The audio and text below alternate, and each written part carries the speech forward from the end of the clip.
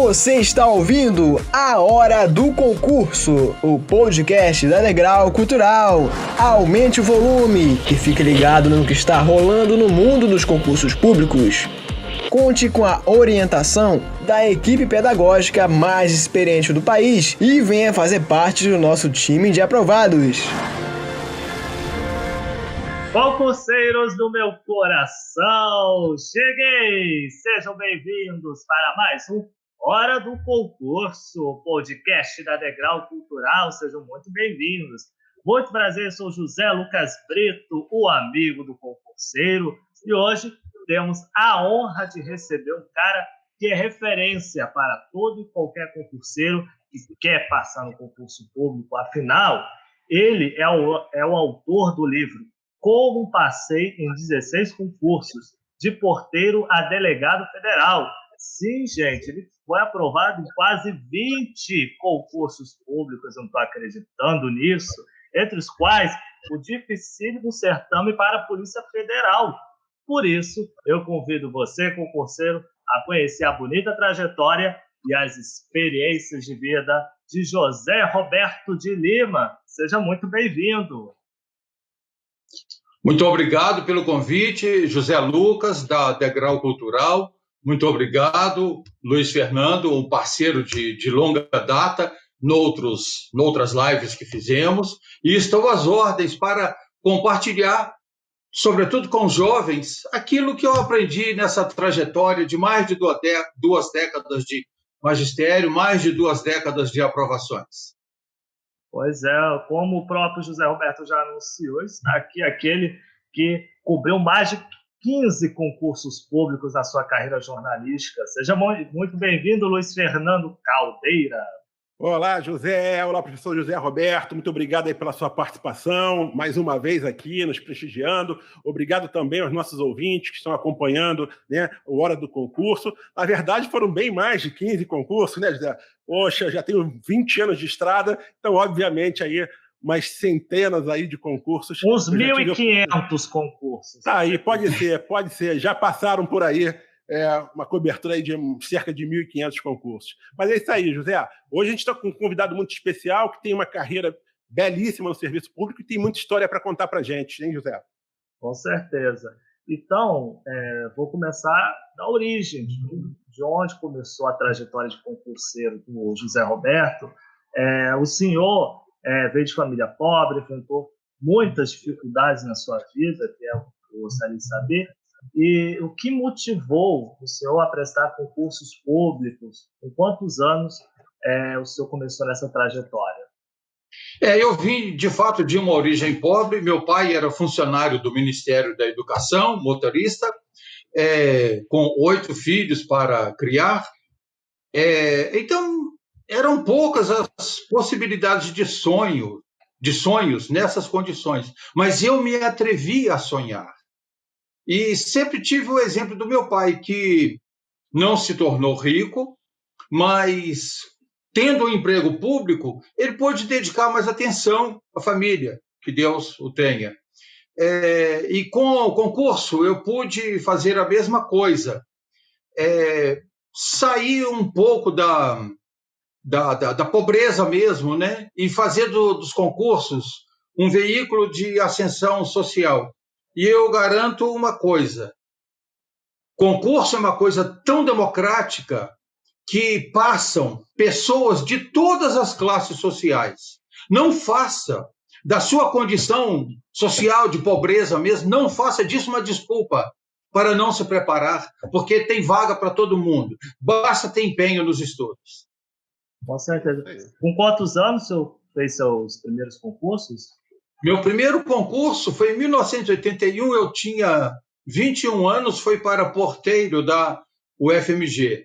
Eu conto isso nas minhas palestras, que foi um erro eu não ter passado, eu não ter assumido o cargo de porteiro da UFMG, onde depois eu passei em 2 vestibulares, psicologia e direito. Naquela época, eu estava empregado numa loja e ganhava 3 vezes mais o que eu ia ganhar como porteiro da UFMG. Só que alguns meses depois, eu estava desempregado, não é? Então, considero que foi um erro, porque concurso é uma guerra.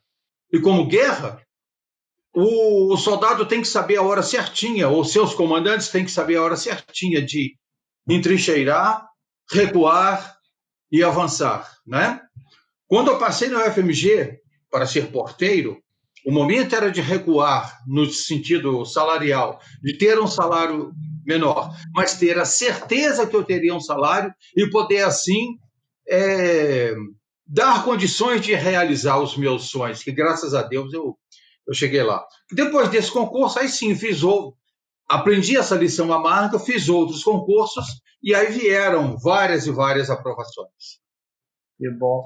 E não são vários, são 16 aprovações. Sim, Então, além do concurso, como diz o título do seu livro, além do concurso de porteiro da UFMG e de delegado na Polícia Federal, quais foram os outros concursos que o senhor teve aprovação?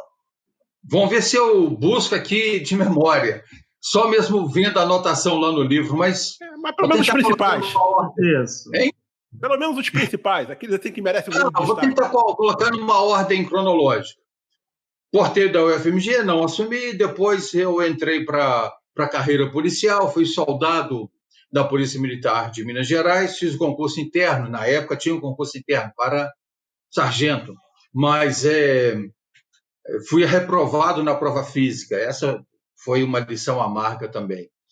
Depois eu fiz para o antigo cargo de detetive da Polícia Civil, hoje se fala investigador da Polícia Civil. Passei nesse concurso 3 vezes, em 3 momentos distintos da minha vida, em circunstâncias distintas, inclusive a situação difícil que ficou lá na Caixa na década de 90, quando só se falava em privatização e em demissão.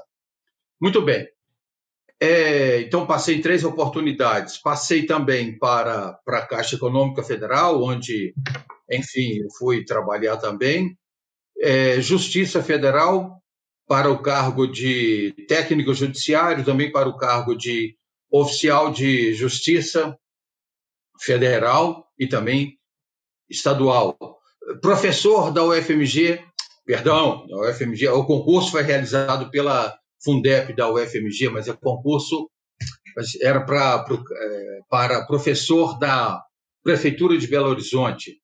Passei 2 vezes, uma em primeiro lugar para o cargo de professor, para a disciplina que exige formação em direito, disciplina profissionalizante. Acabei não assumindo, porque na mesma época a Polícia Federal me convocou para fazer o curso em Brasília, tomei posse em 98. E juntei todos os tempos que eu tinha de polícia. Em 2013, eu já tinha 20 anos de atividade policial, 21 anos, na verdade, decidi me aposentar e confesso até que me arrependo, né? Porque eu estou cansado de ficar à toa. E hoje eu me dedico às palestras, do livro, à advocacia e o magistério. Professor, o senhor é professor também, né? Quero deixar aqui bem claro. Hoje o José Roberto Lima ele trabalha como professor aí de cursos, né? E também dá aula em universidade. Eu queria que você falasse o seguinte: todo mundo, né, hoje enxerga no senhor uma pessoa vitoriosa. E de fato é. O senhor conseguiu aprovação em 16 concursos, né? Mas eu tenho certeza que o senhor também passou por algumas derrotas, né? Eu imagino que o senhor também não conseguiu a aprovação em alguns concursos. Hoje as pessoas veem somente as vitórias. Eu queria que o senhor falasse um pouquinho das suas derrotas. O quanto que as suas derrotas, o quanto que as suas reprovações foram importantes exatamente para o senhor conseguir conquistar tantas aprovações em concursos públicos. Muito bem. Antes eu vou fazer um pedido ao José Lucas e a você também, que acabou de me chamar de senhor. Fiquem à vontade, não precisa de nenhum pronome de tratamento, mas eu digo uma coisa, quando eu vou numa palestra e que tem assim, pessoas de várias ocupações, exercício de autoridade e tal, e que é também professor, eu nunca erro quando digo, o fulano de tal, juiz federal, mas é professor, né? Esse é um título que agrada todo mundo. Então, se vocês querem me agradar, esqueça senhor, esqueça doutor, até porque eu não tenho doutorado ainda, tenho mestrado. Mas, professor, esse é um título que me agrada muito, tá bom? Com relação a fracasso, sim, tive fracasso na minha vida. Por exemplo, quando eu tinha na escala aí entre 20 e 30 anos, 23, 24 anos, eu tinha a meta de chegar aos 30 anos fluente em 2 línguas estrangeiras, inglês e talvez francês ou talvez espanhol. Não consegui cumprir essa meta. Então, aí havia um concurso que eu desejava fazer, que eu nem fiz, porque a condição era ter fluência em 2 línguas estrangeiras, que é o concurso, né, para a carreira diplomática do Instituto Rio Branco. Então, a gente coleciona alguns fracassos, mas a gente coleciona algum sucesso também. Esse eu considero um fracasso. É o concurso que eu não fiz, que eu nem sequer tentei, eu gostaria de ter tentado. Hoje eu sou fluente em espanhol, eu estou tentando a minha fluência no inglês, mas hoje com outros objetivos, dar exemplo para a juventude que está chegando. Não é? Mas, mestre, o que o senhor pode falar, por exemplo, para aquelas pessoas que fazem concurso, são reprovados e desistem? Eu tive a oportunidade de conversar. Eu tive a oportunidade de conversar com um técnico de futebol, e eu gosto muito dessa comparação, concurso e guerra, concurso e futebol. Tanto que eu escrevo semanalmente na imprensa de Belo Horizonte, e quase sempre eu abordo essa comparação, essa analogia, concurso com guerra, concurso com futebol. Aliás, o último artigo, eu faço uma homenagem ao Pelé, falando de coisas que ele fazia no esporte, e que o tornaram realmente o atleta do século, e que você pode fazer também para o futebol. Vale a pena ler. Depois eu posto aí para você. Eu acho que eu te mandei, né, Luiz Fernando? Mandou. A gente vai dar um jeito. Então depois você divulga aí. Chama Pelé, Agora eu não vou lembrar o título, é um título um pouco longo, mas enfim, é o último artigo que eu te mandei. Então, eu acabei alongando muito nesse parêntese. Repete a sua pergunta, por favor. Eu só queria que você falasse o seguinte: tem muita gente que estuda para concurso, né? Aí ele não passa no primeiro concurso, não passa no segundo e desiste, né? O que o senhor tem para falar para essas pessoas? Tem que desistir? Exatamente isso que eu estava falando, dessa analogia de futebol e guerra, de concurso e guerra, de concurso e futebol. Eu tive a oportunidade de conversar com um técnico de futebol e ele estava falando da tristeza dele, que ele vê lá uns meninos, às vezes, assim, extremamente bem treinados, que está próximo de profissionalizar, mas aí acontece alguma coisa ali no treino que o técnico o substituiu, que um gol que ele quase fez, mas não fez, e acaba desistindo. E essa desistência, esse desânimo que toma conta da pessoa, geralmente é quando ela está na tábua da beirada, quando ela está no ponto certinho de passar no próximo concurso. No caso do futebol, no ponto certinho de marcar o gol no próximo treino, não é? Então, isso acontece no esporte, isso acontece no concurso também. Gente, eu conheço muitas pessoas que foram tomadas por esse desânimo quando estava muito bem preparada, com toda certeza passaria no próximo concurso, mas foi aquela situação, faltou um ponto só, né? Então, a sugestão que eu dou é o seguinte: não desista, persista. Se faltou pouco para você, isso é sinal de que na próxima batalha você vai vencer. Com certeza. Tem que ter resiliência, né, mestre? Só para ver aqui o pessoal, o nome do artigo que o professor está falando é Pelé, o pensador, o adversário, o poeta. Se você jogar no Google, você vai conseguir localizar esse artigo. Perfeito, professor, é esse o título mesmo. É isso? Então. Professor, eu queria que o senhor falasse também o seguinte: o senhor passou em 16 concursos públicos. Existe um segredo para passar em concurso público? Eu queria que o senhor colocasse aqui para os nossos ouvintes, né? Quais dicas assim pontuais o senhor pode dar, que são dicas que certamente, se os candidatos seguirem, eles vão conseguir obter êxito no concurso público e vão conquistar a tão sonhada carreira pública? Quais são os pontos que os candidatos precisam seguir para serem aprovados?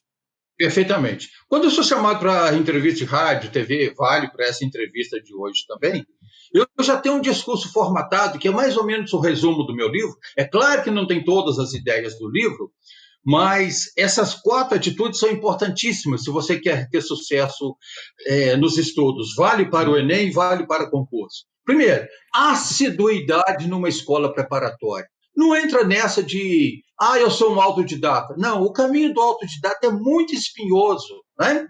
a escola preparatória, claro que hoje a gente está falando de aula online, mas não se contente em apenas assistir às aulas, participe do chat, interaja com a sua turma, porque aí você vai tomar carona em dúvidas do seu colega que você nem imaginaria que ia ter, né? O caminho do autodidata, além de ser pouco objetivo, porque o autodidata é aquele sujeito que até gosta de estudar, mas ele não consegue estudar objetivamente, ele divaga muito, né? E a escola preparatória, ela te conduz para estudar objetivamente, estudar o que está previsto no programa do concurso. Então, essa é uma atitude importante, ser assíduo e participativo na escola preparatória. A segunda atitude importantíssima é não menosprezar o conteúdo fácil. Esquece esse negócio, não é o conteúdo difícil que faz a diferença entre aprovados e reprovados, é o fácil. Porque cerca de 80% de qualquer prova é extraído de conteúdos fáceis, até para evitar questionamentos sem juízo depois, etc., né? Então, se você acertar as questões difíceis, que são poucas, mas errar as fáceis, né? Você não vai passar, mas o contrário acontece. Se você acertar as fáceis e uma ou outra difícil, você pode não passar em primeiro lugar, mas você vai passar. E isso é que importa, né? Tem muitas vagas. Você não é obrigado a... Esquece essa vaidade também de, eu quero passar em primeiro lugar. Não, não é por aí, não. Até fazendo um rapidíssimo parêntese, numa palestra que eu fiz, perguntei se alguém faz questão de passar em primeiro lugar, uma aluna se levantou e disse, eu? Falei, mas por que essa vaidade? Ela disse, não é vaidade, porque eu estou tentando uma vaga para Leopoldina, que é a minha cidade aqui em Minas. E lá só tem uma vaga. Aí eu disse, mas isso não é problema. No prazo de validade do concurso, ela passou em 5º lugar. Foram criadas outras vagas, ela foi chamada. Né? Muito bom. Então, primeiro lugar não é importante, mesmo quando é uma vaga só, porque surgem outras. Então, essa é a segunda dica, a segunda atitude, não desprezar o conteúdo fácil. A terceira atitude é não estudar muito. Olha que é um professor dando esse conselho, não estude muito. Né? Mas eu tenho que explicar esse detalhe. Sim. É estudar um pouco, mas estudar um pouco todos os dias e ter a paciência de colher resultados depois de vários e vários meses. E não no dia seguinte. Esquece esse negócio de varar a noite estudando. Você não vai amanhecer mais inteligente, você vai amanhecer cansado. Não é? Estudar é literalmente uma atividade física. É por isso que estudar cansa. Né? Então, do mesmo modo que você vai tomar horror à academia se malhar durante 10 horas por dia, mesma coisa vai acontecer com os estudos. Você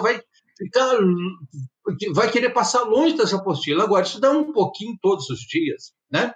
Ao final de vários e vários meses, persistindo todos os dias, você terá formado um grande capital de conhecimento. E a quarta atitude, que é mãe de todas as outras, que resume essas, né, que é a assiduidade na escola preparatória, não desprezar o conteúdo fácil e estudar um pouco, mas todos os dias, a atitude que é mãe de todas essas outras três é ter a atitude de gostar de estudar. Alguém pode falar, mas eu estou perdido, eu não gosto de estudar. Mas eu vou te dar o caminho. Tudo, rigorosamente tudo na vida que nos dá prazer foi antecedido de treino. É assim com os vícios e é assim com as virtudes. Ninguém se torna alcoólatra porque bebeu uma taça de vinho no Natal. Mas bebe todas as noites para ver o que vai acontecer depois de 2 meses. Com os estudos é a mesma coisa.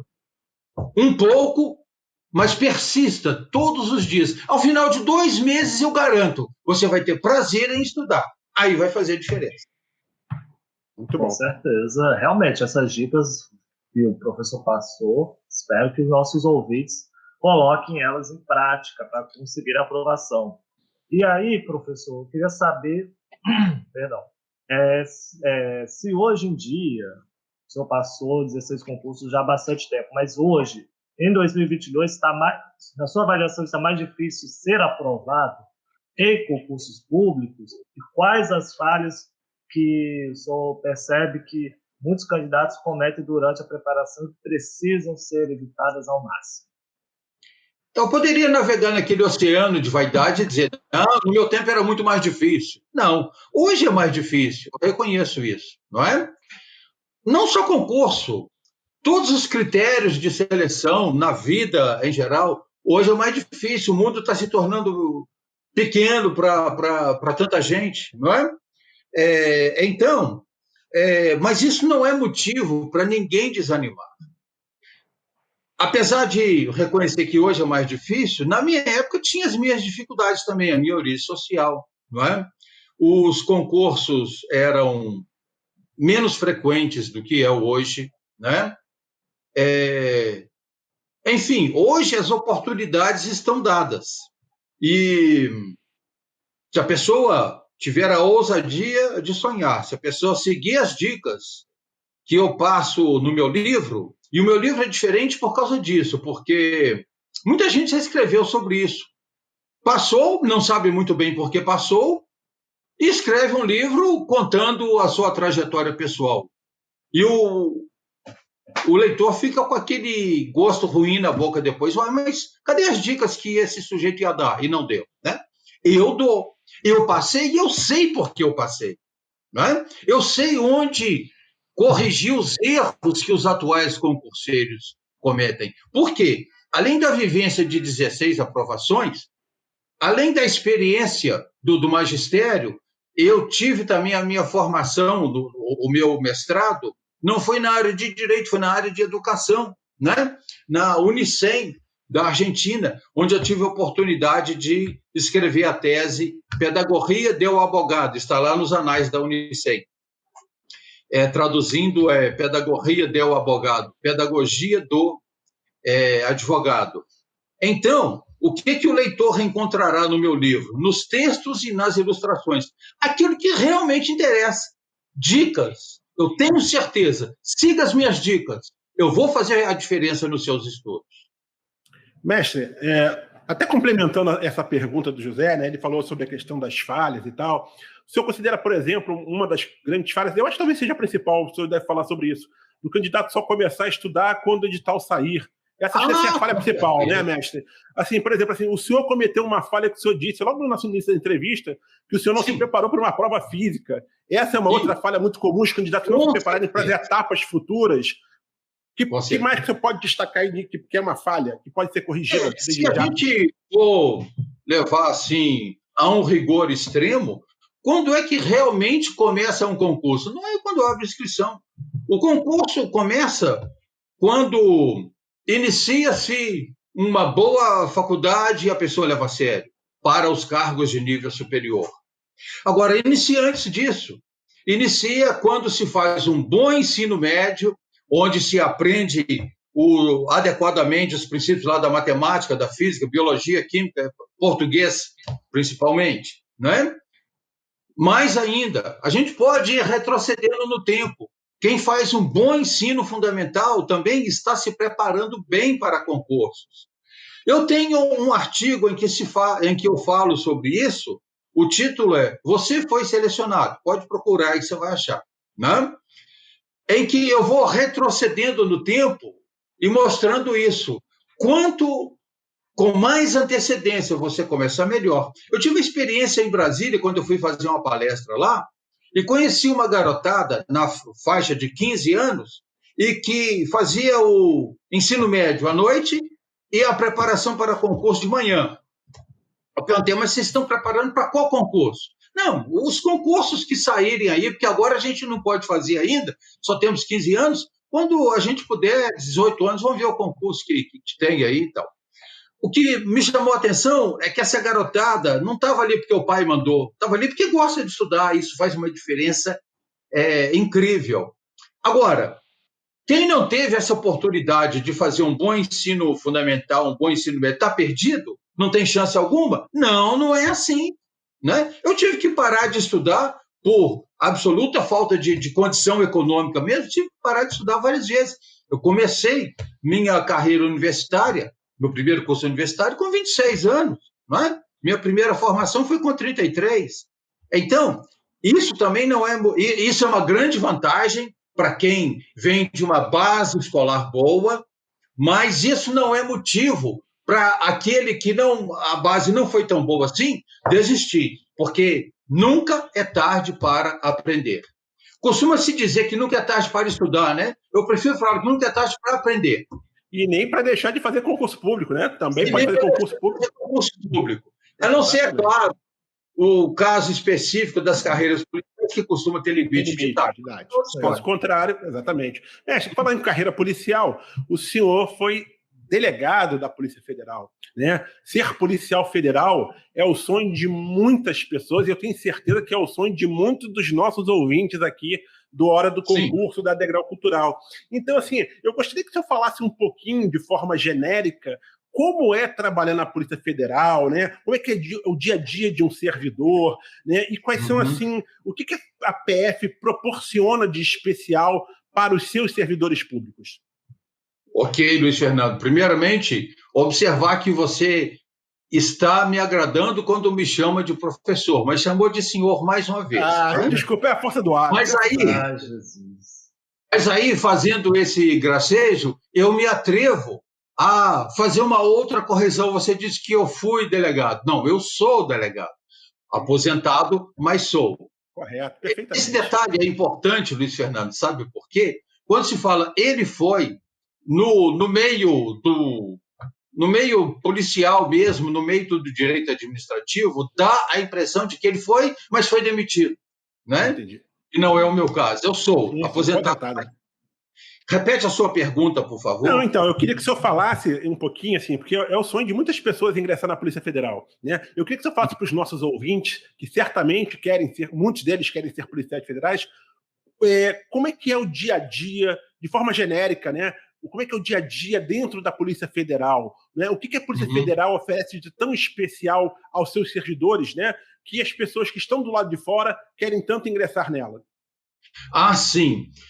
Quando eu fui convocado para fazer o curso na Academia Nacional de Polícia, eu havia passado também para ser professor da Prefeitura de Belo Horizonte, como eu disse. E eu escolhi ser policial. Já tinha passado por essa experiência na Polícia Militar, pela Polícia Civil, né? E não me arrependo nem um pouco, porque ser policial é não ter rotina, não ter um dia igual ao outro, é ter a oportunidade de fazer justiça para as pessoas, é atender o público, enfim, não vejo profissão melhor do que essa. E toda a relação de poder, e que às vezes até seduz alguns dos nossos colegas, e aí descamba para criar caso com o porteiro de boate, enfim, coisa que absolutamente eu não recomendo para ninguém. Então, não há profissão melhor do que a profissão de policial. Tem aquela possibilidade de crescer profissionalmente dentro da carreira. Exatamente. Não tem, mestre? O senhor mesmo já ocupou cargos aí estratégicos dentro da polícia, não foi? Eu trabalhei nos últimos 10 anos, eu me dediquei, por designação dos meus superiores, a presidir processo disciplinar na corregedoria. E tive a oportunidade de fazer a justiça. Muitas vezes chegava ali um saco de maldade já montado contra o colega e eu, por justiça, desmontava isso. Também já teve caso em que eu até já sugeri a demissão de alguns colegas e foi acatado, mas a melhor história que eu tenho para contar para os meus netos, quando os tiver, é que eu trabalhei 10 anos na corregedoria, mas nenhum colega nunca virou a cara para mim. Perfeito, muito bom. Isso porque o senhor agia certamente com muita ética, muito bom. Com certeza, ou seja, ele saiu da Polícia Federal pela porta da frente, com respeito da corporação.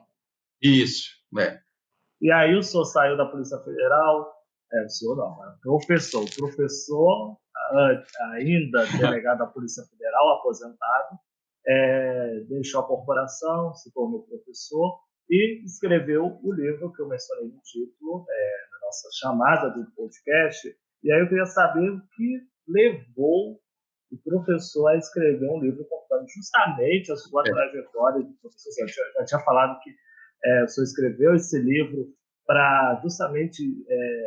o senhor tinha contado o exemplo do outro livro que não explicava como ser aprovado, o senhor quis botar isso no seu livro, mas de onde surgiu esse estalo? Vou escrever um livro falando da minha experiência. Exatamente. O livro, originalmente, ele se chama Como Passei em 15 Concursos, mas para a 4ª edição, ele até mudou o título, agora é Como Passei em 16 Concursos, porque eu incluí aqui a aprovação na OAB, que é um verdadeiro concurso também. O estalo para escrever esse livro foi justamente a minha vivência do magistério desde a década de 90, e depois eu fui fazer o mestrado em educação na Argentina.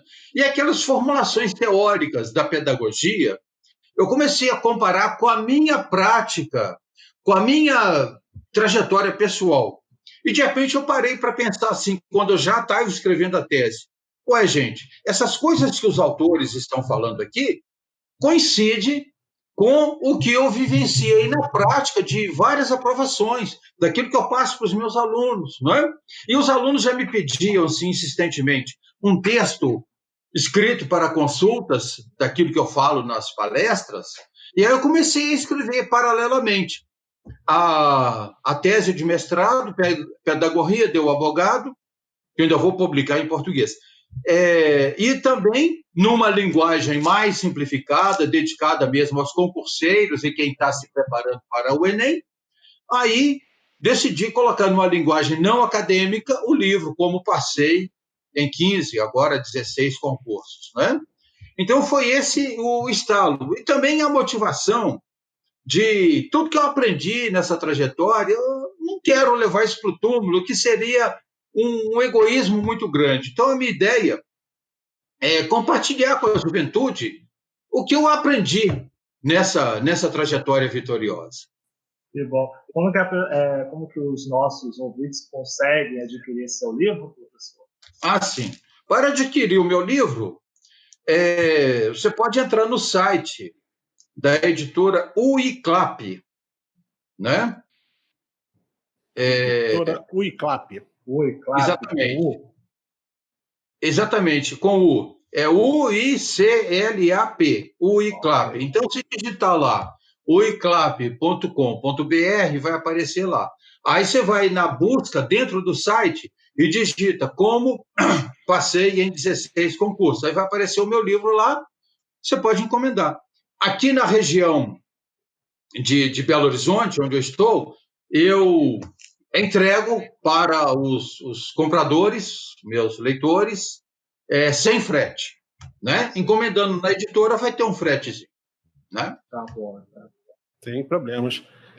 E aí, professor, para a gente encerrar a nossa entrevista, foi excelente essa entrevista com o professor José Roberto, gostaria que o professor deixasse uma mensagem para quem está iniciando a trajetória como concurseiro e que sonha, pelo menos, ser aprovado em um concurso, um mísero concurso público que está se preparando para alcançar esse sonho. O que o senhor diria para os concurseiros? A mensagem é o seguinte: não desista. Se você fracassar, sobretudo se você chegou naquele ponto de você quase foi aprovado, mas não foi, não desista, porque na próxima batalha você vai vencer. Não desista e tenha ousadia de sonhar. Sonhe dormindo e sonhe todas as manhãs que você acordar, no sentido mais amplo da palavra sonho, no sentido de esforçar para transformar os seus sonhos em realidade, porque quando a gente não se esforça para transformar sonhos em realidade, eles viram um pesadelo. Por isso que eu gosto muito de uma frase do Mário Lago, que era compositor, ator, dramaturgo, poeta, mas sobretudo. Era o homem do século XX. Exatamente. E o Mário Lago, através de um dos seus personagens, ele disse uma frase que eu gosto muito e que eu deixo como mensagem final aqui a respeito dos sonhos, nesse sentido mais amplo que a palavra pode ter. Disse ele o seguinte, que se não existisse sonho, a humanidade não teria inventado nem a roda. A humanidade não teria inventado nem a roda, agora pronunciando corretamente. Então pense nisso, sonhe e esforce para transformar seus sonhos em realidade. Sensacional. Professor, deixa aí os seus contatos aí, redes sociais, sei que o senhor tem, bem ativo nas redes sociais, quer deixar algum contato? Sim, eu estou no YouTube, deixa eu ver aqui que de memória... Não, mas vamos lá. No YouTube é José Roberto Lima, né? No Instagram? No Instagram é professor.josé.roberto.lima, né? E no Facebook, aí é mais simples, é professor Roberto Lima, né? Eu uso principalmente essas 3 redes, Facebook, YouTube e Instagram. Escrevo também semanalmente na imprensa de Belo Horizonte e você vai divulgar o último artigo aí que eu te enviei. Com certeza. E acessando, vou falar aqui o nome do jornal onde eu publico, né? Jornal Hoje em Dia, aqui de Belo Horizonte. Acessando o Jornal Hoje em Dia, toda quarta-feira, o leitor pode ver um artigo novo meu, sempre com esse tema relacionado a concurso. Professor José Roberto de Lima, muito obrigado por participar do podcast Hora do Concurso, por deixar essa mensagem de que é importante sonhar e construir o sonho através da educação, que eu acho que é o mais importante, algo que é mais valioso na vida de qualquer pessoa. Muito obrigado mesmo.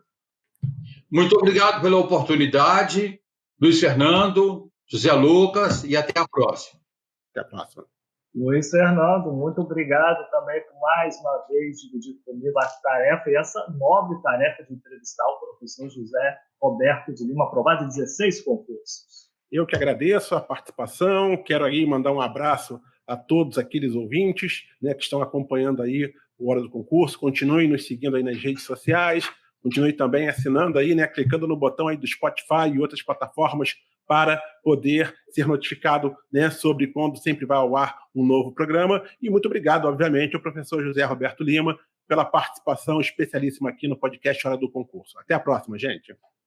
E para você assistir esse episódio quantas vezes quiser, até mesmo anotar todas as dicas que foram deixadas pelo professor José Roberto de Lima, basta seguir o nosso podcast no Spotify, no Deezer, no Amazon Music, no Google Podcast e outras plataformas, pois assim você será notificado quando o novo episódio estiver no ar.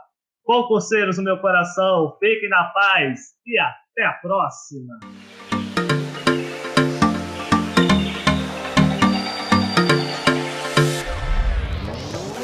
Se você gostou do podcast Hora do Concurso, não esqueça de compartilhá-lo com seus amigos. E siga a gente nas redes sociais pelo @degrau cultural. Até o próximo episódio!